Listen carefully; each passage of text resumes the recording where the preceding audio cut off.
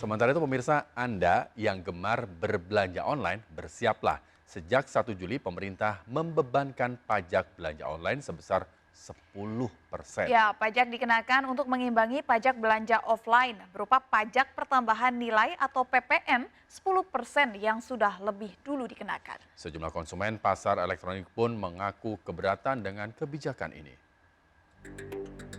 Di tengah pandemi COVID-19, masyarakat lebih banyak memilih bertransaksi via daring termasuk berbelanja. Sejumlah marketplace atau pasar elektronik menjadi tujuan konsumen berbelanja berbagai kebutuhan. Berbeda dengan belanja offline atau secara langsung di toko yang dikenakan pajak pertambahan nilai atau PPN 10%. Berbelanja di pasar elektronik sebelumnya tidak dikenakan pajak. Pemerintah melalui Menteri Keuangan per 1 Juli membebankan pajak pertambahan nilai PPN 10% dari harga beli. Pajak ini dibebankan pemerintah guna menciptakan keadilan karena sebelumnya PPN sudah lebih dulu dibebankan pada transaksi perdagangan non-digital. Melalui Perpu nomor 1 tahun 2020 pasal 6, konsumen yang membeli barang dan jasa digital baik lokal maupun impor atau kegiatan perdagangan melalui sistem elektronik PMSE akan dikenakan pajak 10% dari harga beli. Misalnya jika Anda membeli barang seharga Rp200.000, maka Anda akan dibebankan pajak pertambahan nilai 10% yakni sebesar Rp20.000. Sehingga nantinya uang yang Anda bayarkan sebesar Rp220.000. Pemerintah mengenakan PPN atas penyerahan barang atau jasa digital lintas batas cross border demi untuk menciptakan fairness. Kenapa? Karena selama ini penyerahan barang atau jasa non-digital dan penyerahan barang atau jasa digital dalam negeri sudah dikenai PPN.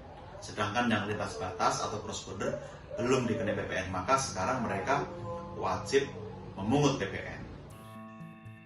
Pelaku usaha yang ditunjuk untuk memungut PPN, yaitu yang memenuhi kriteria memiliki transaksi melebihi Rp600 juta per tahun dan diakses lebih dari 12.000 pengakses dalam setahun atau sekitar 1.000 pengakses setiap bulannya.